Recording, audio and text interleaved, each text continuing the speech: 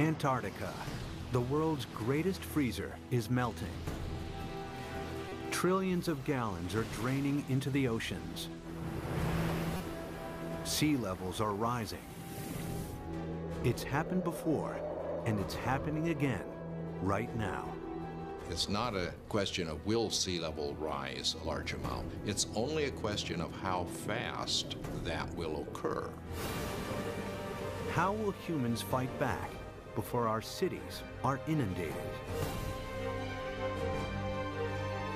Holding off the sea would be the major employer of the world by 2100. Massive levees to defend our coastlines. Floating towns and cities. Vast dams connecting continents. It's our greatest challenge yet, Earth underwater.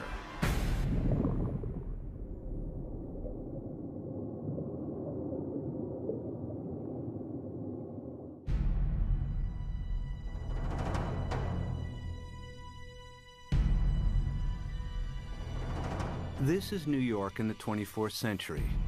Sea levels have risen by 120 feet. Manhattan is flooded. What could cause such a terrifying scenario?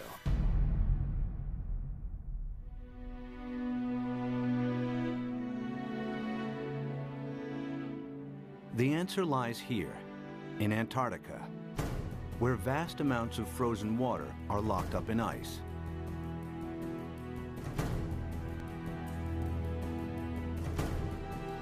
Some of Antarctica's ice sheets are more than 2 miles thick.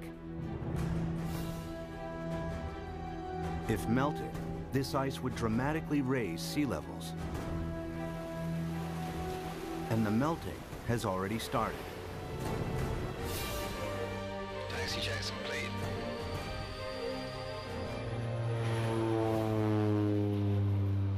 Scientists want to know how much frozen water the continent actually holds, and how much global sea levels will rise if it all melted.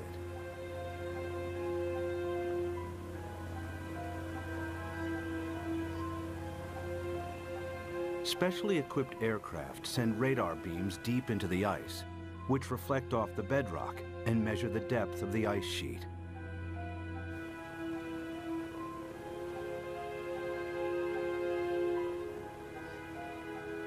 After hundreds of flights, they calculate that Antarctica contains over 90% of the world's ice. Together with Greenland, it's enough to raise global sea levels by an astonishing 230 feet. This is what North America would look like if all of the planet's ice melted. Europe would also shrink.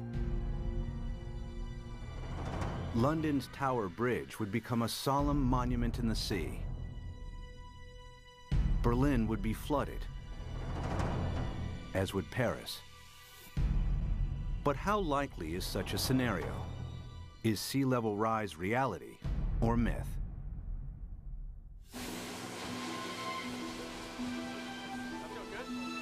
Professor Peter Ward is a paleontologist and astrobiologist.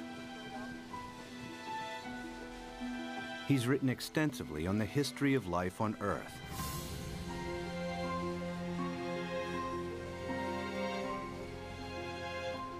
Today, Ward wants to know what would happen to our planet if sea levels rise foot by foot.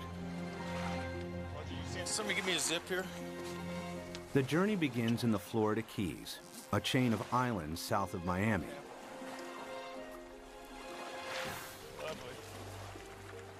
He's looking for clues from the past that may help predict the future of our planet. All right, guys, you want to go swimming? You ready?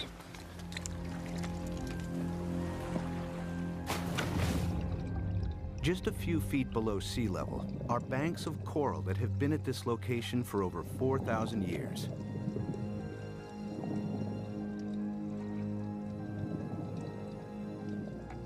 During this period, sea levels have been stable, not just in Florida, but around the world. Who's going swimming with me? Come on, boys. But it hasn't always been like this.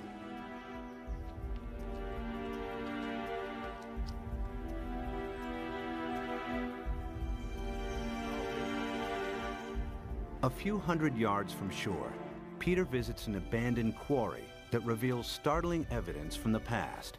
Oh yeah, beauty. Nice. Look at this dude. Sitting right in growth position, grew straight up. Very nice. I came here at a very young 23 years of age. Our professor brought us to this quarry and said, this is a perfect reef, and it is. Look at this big coral sitting right in place. This is how corals grow straight up. And not very far offshore from us, we have these same corals living in place. And these things have to live in at least 10 feet of water. So we're sitting here. There's not been any volcanism. Nothing has lifted Florida up. How could you get this coral this high up in the air now, unless you had sea level, at least another 10 feet above this? It was the first indication to me that sea level, which I knew had gone down and come up, but I had never thought that it could be higher than it is now. If history repeats itself, our coastal cities would be inundated. Sea level rise is not a myth. It could happen again, just as it's happened before.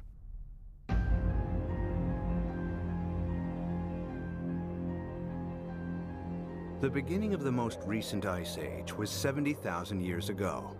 The ice sheets expanded, the planet's landmass grew, and sea levels fell. Then temperatures rose again.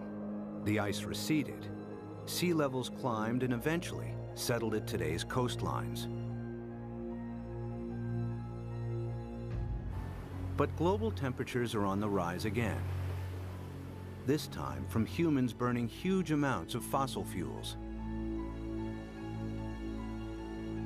They produce CO2 and other greenhouse gases that heat up our atmosphere. Whenever global temperatures rise, sea levels follow. We have emitted so much carbon dioxide that the amount of carbon dioxide in our atmosphere has increased by about 1/3 in the last 100 years, and it is now higher than any time since at least 1 million years. We expect about 3, 4, even 5 degrees centigrade warming in this century. The warmer it gets, the faster the sea level rises. That means sea level rise will get faster and faster as we heat up the planet more. Of course, predicting future sea level rise is difficult, as the planet has never before experienced the dramatic increase in CO2 of the last 100 years. But Professor Rahmstorf's climate model predicts a maximum 6-foot sea level rise this century, as higher temperatures kick in.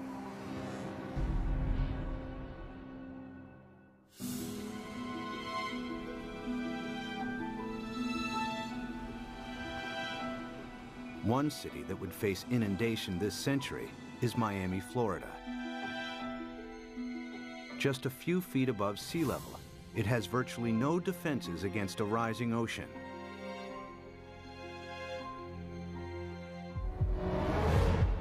After 1 foot of sea level rise, these beaches would be regularly flooded at high tide.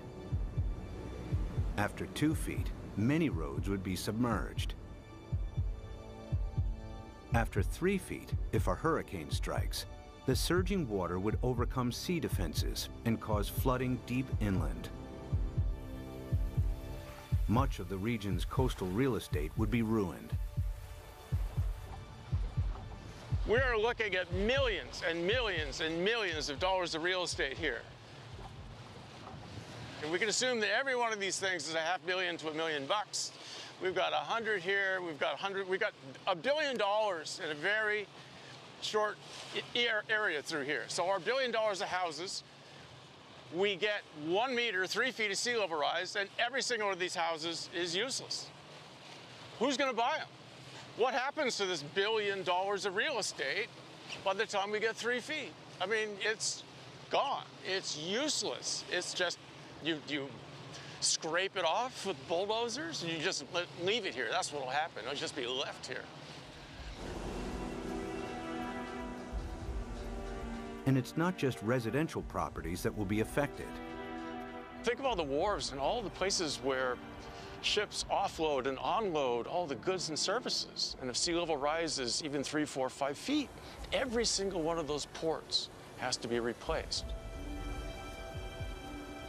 The cruise ship lines, there are billions of dollars of infrastructure that even a small sea level rise takes out. You got to rebuild it all over again. After 4 feet of sea level rise, electricity supplies would be affected as coastal power plants are flooded.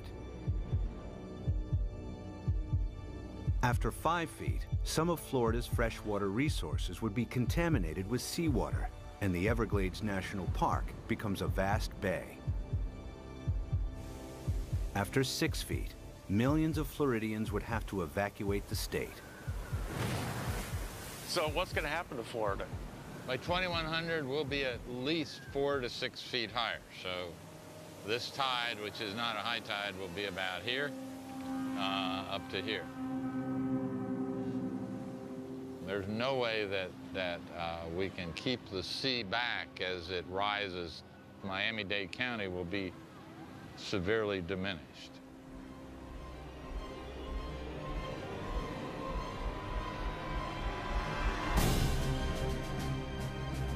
By 2100, after 6 feet of sea level rise, Miami would look like this. There's no way to prepare for this. You can't put levees around the kind of sea level rises we're in for. We're a city that's only a little over 100 years old. We became a town, an incorporated town in 1896, so we're not that old. But we may not make it for the next 100 years. The only way to prevent Miami from flooding would be to construct a vastly expensive system of levees surrounding the city. It would be a major engineering challenge, as Miami is built on porous ground that allows seawater to seep through.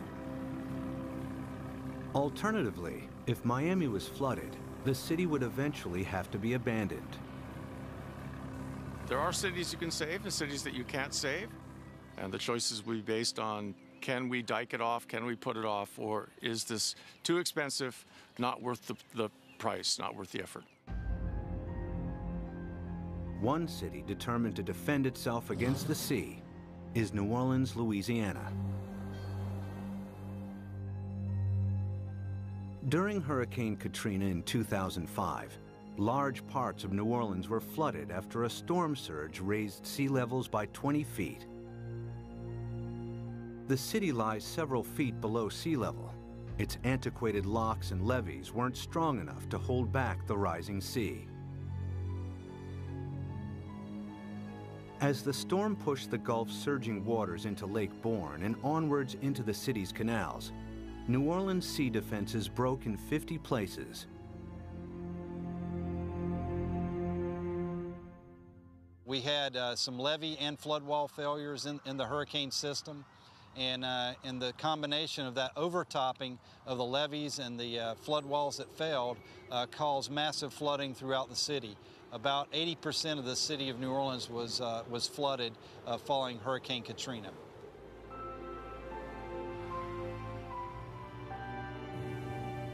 It took weeks before the floodwaters were pumped out and residents were able to return. Among them were Victory Wallace Taylor and her son Peter, who returned home to a badly damaged house. The flood was very bad. They wouldn't let us come and see about our house. It damaged my heart a little bit because I'm afraid for the flood. Like if a flood come in again, I don't know what to do because I think I might panic this time. I don't know. It is a hard pill to swallow, you see.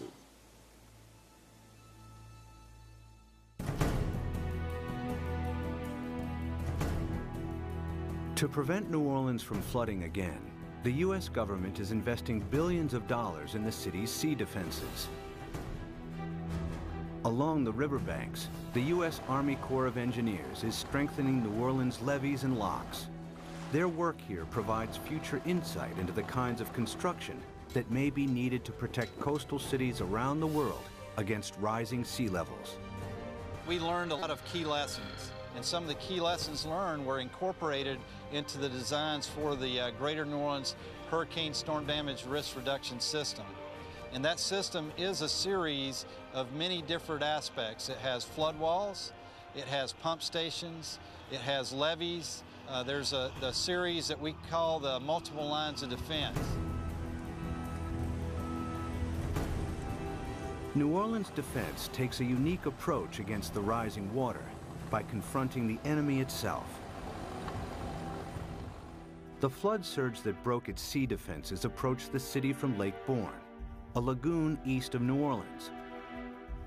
It's here where the U.S. Army Corps of Engineers is focusing its efforts. What we've done now is we moved the defense of the city out. We're about 12 miles from downtown, about 8 miles away from the 9th Ward, which is flooded. What we've done is we moved the protection from downtown in the heart of the city, left it in there, improved it. We've moved all the way out here, 8 miles out to the edge of Lake Bourne, where we now have this brand new structure which works as a primary line of defense. New Orleans is made up of the best topsoil from the United States that came down the Mississippi River and built up down here. However, back in graduate school, the whole idea was that the better it is to grow something on, the worse it is to build on. Well, this is the topsoil of the nation down here, so it's the worst possible stuff to build in. What you see behind me is the Hawken. It is a pile-driving crane brought in from Seattle, Washington, across the Pacific Ocean, down to the Panama Canal to New Orleans to build this particular gate and the barge gate.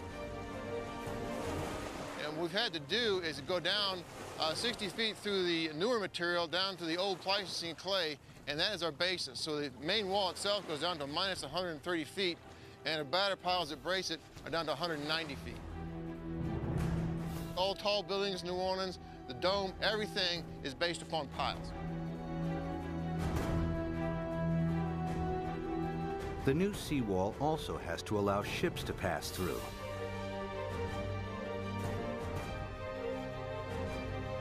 Dry cofferdams are put in place to construct barge and sector gates.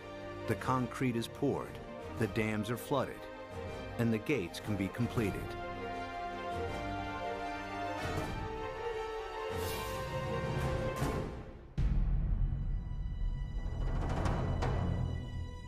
New Orleans' new sea defenses are costing the taxpayer a hefty $15 billion.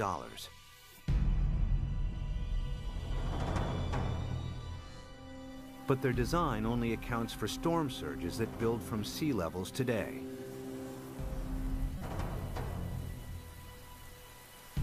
If sea levels rise by 6 feet, any storm surge would be higher as well, and the city's sea defenses would have to be heightened at an even greater cost.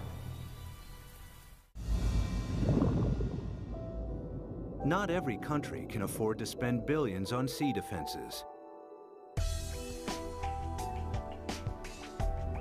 In Bangladesh, many of its 150 million inhabitants live at or just above sea level. Merely 3 feet of sea level rise will have a devastating effect on the country's population. Turns out the area of the world that would be most vulnerable to sea level rise would be Asia. The rice-growing river deltas in Asia that are very close to sea level. Even a modest 3-foot rise would put half the rice land in Bangladesh underwater. Bangladesh has over 100 to 120 million people, and that number is rising fast. A great deal of its land just simply gets covered by water. And again, once you have salt water coming up, it's not just the land that's covered, it's the intrusion of salt. Even a 3-foot sea level rise wipes out half its rice crop. Their population is going up a third, and their land is being shrunk by a third. You know, you do the math. It's a catastrophe coming at us. Much of Bangladesh is a vast muddy delta that can't be defended. 6 feet of sea level rise spells disaster. It would displace millions, probably at least a few tens of millions of people. Where are they going to go? India's already built a wall between India and Bangladesh. They're anticipating there are going to be a lot of Bangladeshis starting to move, looking for a place to go, and Bangladesh itself is already one of the most densely populated countries on Earth. And then there are another 18 or 20 rice-growing river deltas in Asia, the Irrawaddy in Burma, the Pearl River Delta in China, and so forth, that would be affected in varying degrees by the rise in sea level. By the end of the century, cities and coastlines around the world will be under siege from the rising tides. Everywhere, people will be building levees and sea defenses to fight back.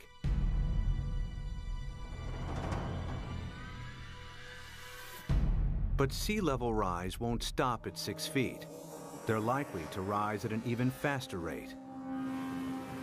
As the predicted melt of Greenland and Antarctica accelerates, exposed cities may not have time to build new sea defenses. Clues about the speed of future sea level rise are found during the time of the last ice age. As global temperatures rose, the planet's ice sheets melted into the sea.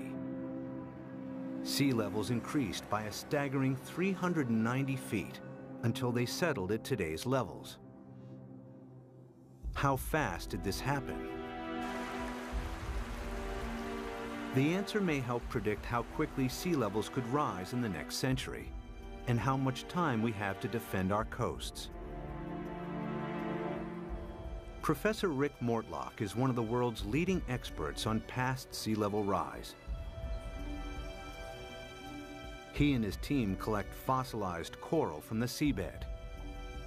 In the lab, they analyze and compare the exact depth and age of each sample. A clear picture emerges of how fast sea levels rose thousands of years ago. We have 2 pieces of fossil coral that was recovered from drill cores off of Barbados. So by dating these samples and knowing the depth at which they were retrieved, we can use that information to create a point-by-point reconstruction of sea level for the last 20,000 years. There's one particular sea level rise of interest.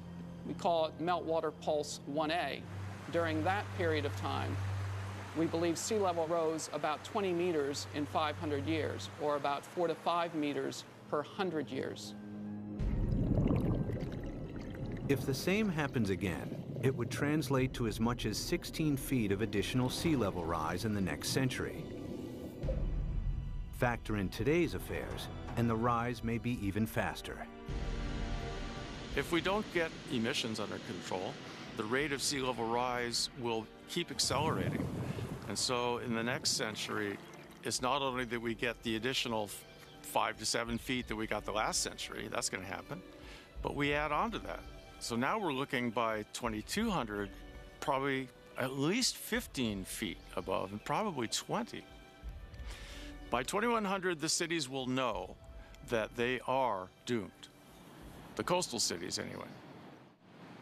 If the oceans rose with accelerating speed, the planet's most exposed cities may not have time to build adequate sea defenses. Sea levels would rise by 16 feet per century. New Orleans could flood, followed by Miami. Miami's the worst off, and New Orleans, those are 2 cities that will have to be abandoned, I imagine. As southern Florida is lost to the sea, other coastal regions will also struggle to hold back the tides. Among them is the San Francisco Bay Area, with its 7.5 million people. The San Francisco Bay Area is particularly vulnerable to sea level rise because of our history. Although the bay is big, it's very shallow. 2/3 of it was less than 12 feet deep. So lots of it was filled and reclaimed. We're standing here on reclaimed land, and all of downtown San Francisco, the financial district, is on reclaimed land. We've already seen 7 inches of sea level rise in the bay over the past century. We know this because the longest continuously operating tide gauge in America is at the Golden Gate. So we have 154 years of data. We're just now beginning to realize with accelerated sea level rise, we're going to have to prepare and have a new plan for how we deal with it in the Bay Area. If sea levels rose by an additional 16 feet per century, hundreds of thousands of people would lose their homes in the Bay Area.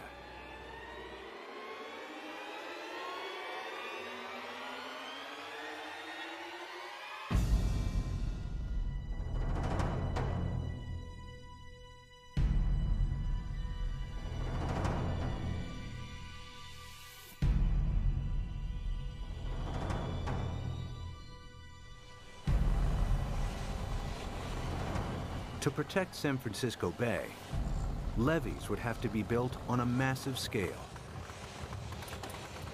The silver lining is the engineering will create so many jobs. Holding off the sea will be the major employer of the world by 2100, I think. This is going to be worldwide. We're going to have a damn revolution. The bay's entire coastline would have to be defended with levees in order to protect it. But in the east, the Sacramento-San Joaquin Delta would remain vulnerable because it's at or below sea level. The Delta has some of America's most fertile farmland. The most important part is food. It's unbelievable the proportion of human food that comes from land that is at sea level, not necessarily right next to the sea, but at an elevation that will be impacted by sea level rising. Sea level rises a little, all those fields next to it, even if they're not covered by the sea, are rendered useless for human crops by the sea. If the Delta and its farmland were lost to the sea, California's food supply would be in jeopardy. The Delta is also one of the main sources of fresh water on the American West Coast. This is the hub of California's water supply. 26 million people drink water that comes from this estuary. That's a huge number. 2/3 of the population of California gets water from this estuary. If you raise sea level even a foot, you know, which in our mind isn't all, as geologists, that doesn't seem like much. Yeah, but that's common, yeah. If you raise sea level a foot, the work that we've done suggests that you will salt up this end of the Delta, even if the levees all stay together, even if they don't fail. If sea levels rise by 6 feet this century, local rivers will be contaminated with salt, and California's main fresh water supply will be lost. In the next century, after an additional 16 feet, the entire delta will be claimed by the sea.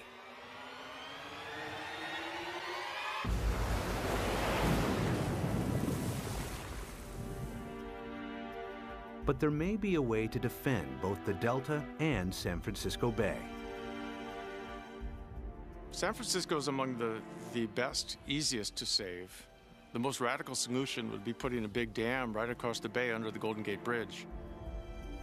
On the ocean side, the sea is about 130 feet deep. Building a dam would be controversial and would turn the bay into a freshwater lagoon. But at a time of intense sea level rise, some may consider this the best option.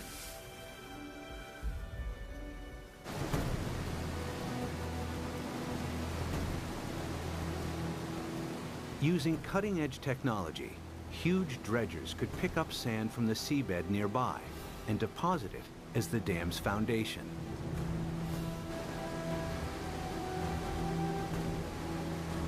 The dam's shallow incline would ensure maximum stability against earthquakes, breaking the power of the ocean waves with ease.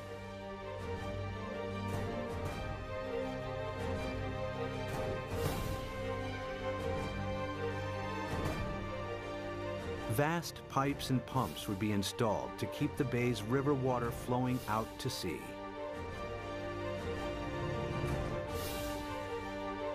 The Golden Gate Dam would cost $2.5 billion and could be heightened to deal with any sea level rise in the future.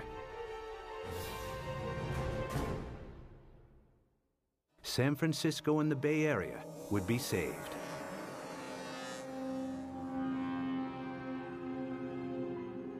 One region that may benefit from the U.S.'s sea defenses is the Mediterranean. It's flanked by countries both rich and poor that have thousands of years of history. The Mediterranean has a unique feature, a narrowing at its mouth. The Straits of Gibraltar are between 10 and 20 miles wide, stretching from southern Spain to Africa. A dam could keep the rising water of the Atlantic separate from the Mediterranean.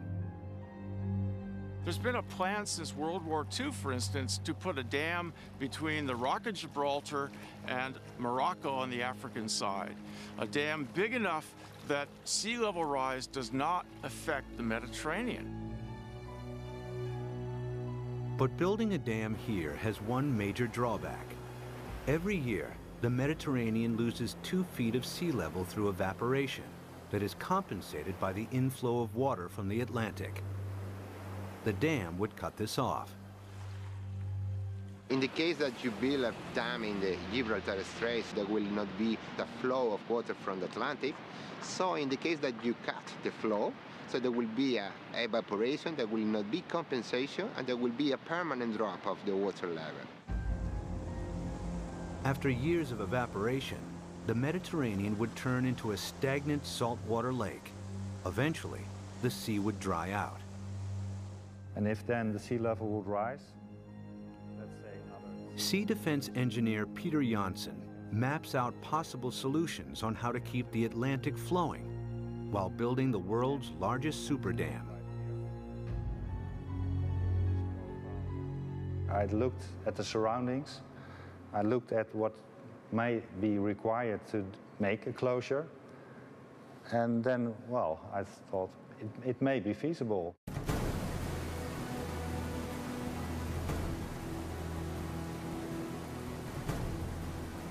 One of Janssen's solutions is to use the same building techniques applied to the Golden Gates. The dam would be 20 miles long and tower 1,250 feet above the seabed, the same height as the Empire State Building. Another solution is to keep the natural flow of the Gibraltar Straits. Huge amounts of Atlantic surface water will flow into the Mediterranean. At a much lower depth, some of the Med's saltier water will be pumped back out again, keeping the sea's salt and sea level stable. The world's greatest super dam would cost $275 billion. The total cost related to what may be the impact for all the cities around the Mediterranean, it seems acceptable. It may be a solution. The Gibraltar Dam would be the world's largest man-made structure, using enough rock to build 1,000 Great Pyramids. Although the dam would cut off the migration of marine life between the Med and the Atlantic, it would save the entire Mediterranean coastline from flooding. It's certainly technologically possible. The old cradle of civilization becomes really the center of civilization. They would be the last coastal cities never affected by sea level rising.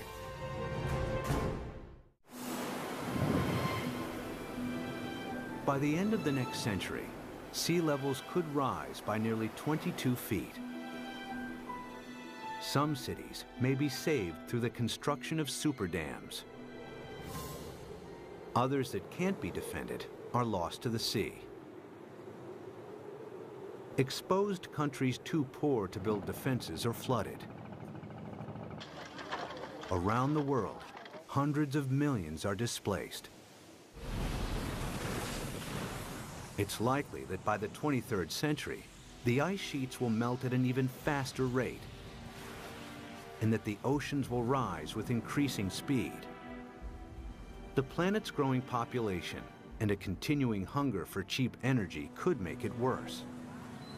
The problem that I see again is the number of people.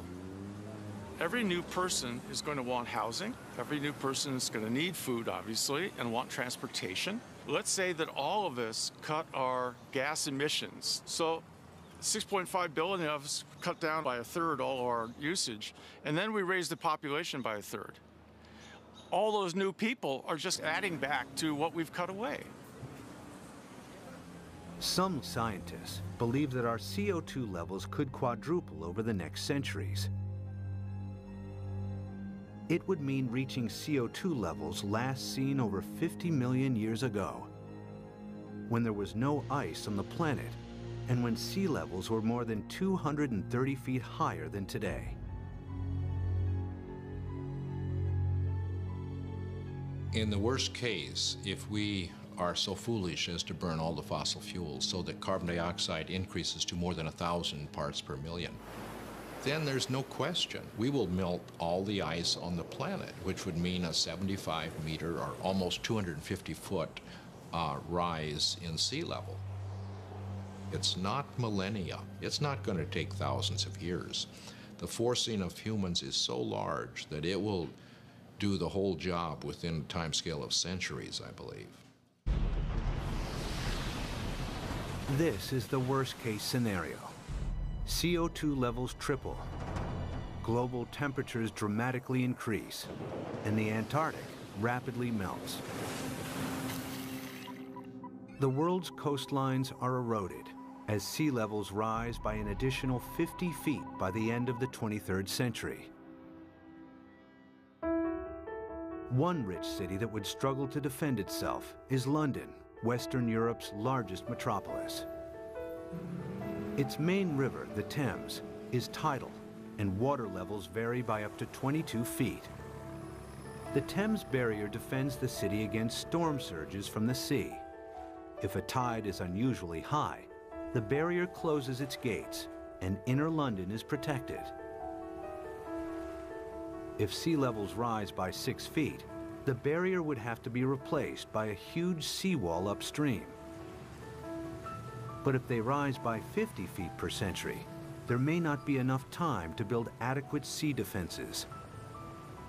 It would be a disastrous situation. It would mean you simply can't inhabit the coastal areas because you will have a continually changing sea level. So we really do not want to go down that path.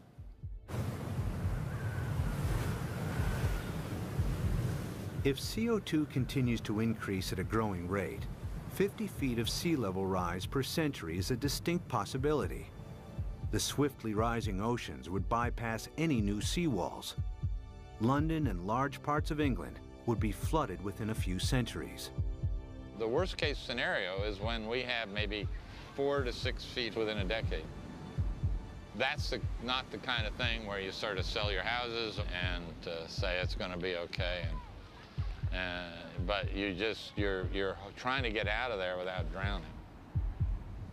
It's going to challenge the existence of civilization.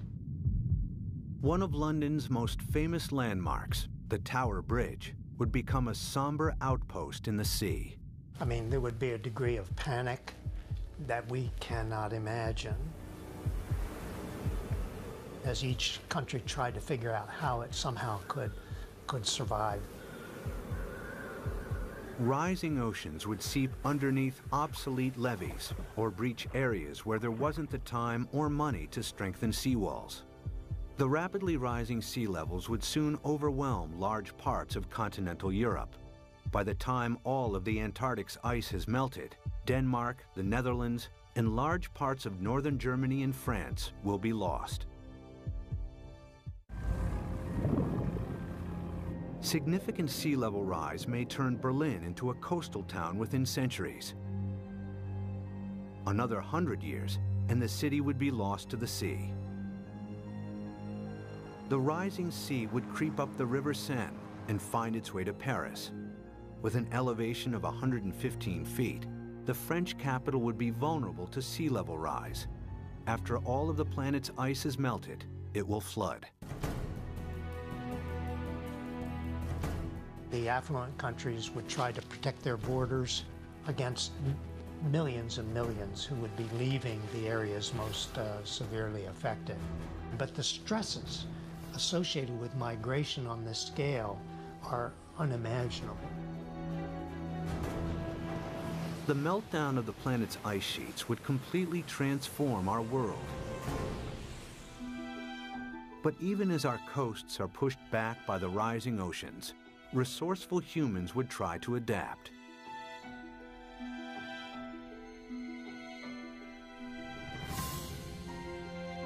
There are already plans to rescue New York.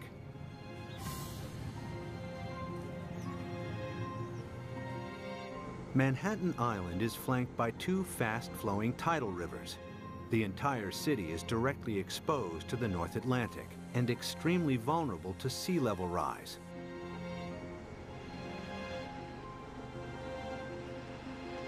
Professor Malcolm Bowman is an oceanographer and expert on the effects of sea level rise in New York.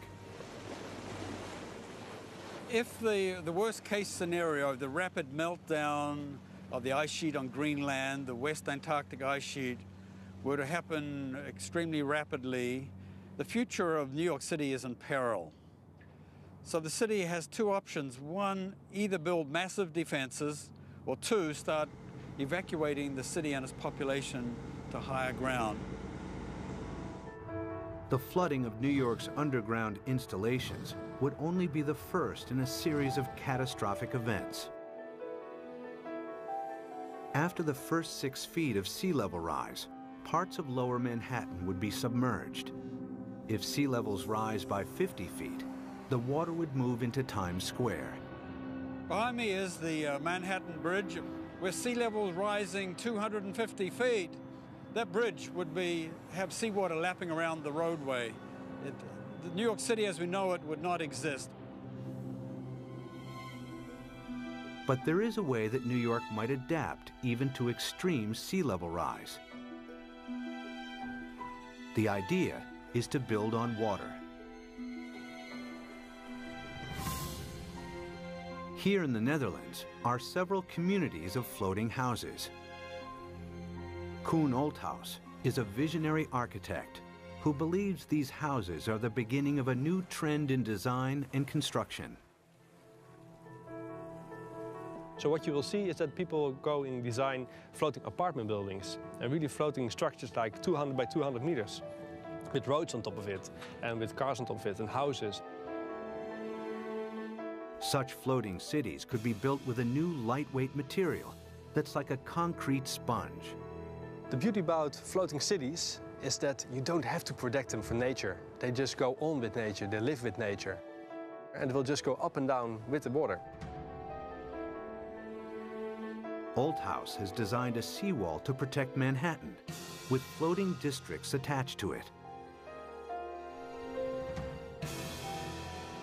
New York, we're going to build a new Wall Street around it, around Manhattan. So we can redesign the city around it, or even having floating leisure around it, floating agriculture. A floating New York is still in the concept stage. But one day, this may be the solution for hundreds of coastal cities facing inundation. The best silver lining of the whole thing to me is that it will require a united world. A world war against sea level will have to bring all of the squabbling governments to act together. The sea doesn't care what your national boundary is. It's an equal opportunity flooder. We will have to, as a planet, come at this in a united fashion. Whether it's the construction of massive seawalls or super dams, sea level rise will happen. The question is not if, but how fast and how much our oceans will rise. Much will depend on our own CO2 emissions. Humans will need all their ingenuity to meet the world's greatest challenge yet. When 7 p.m. feels like this, you must be watching the National Geographic Channel.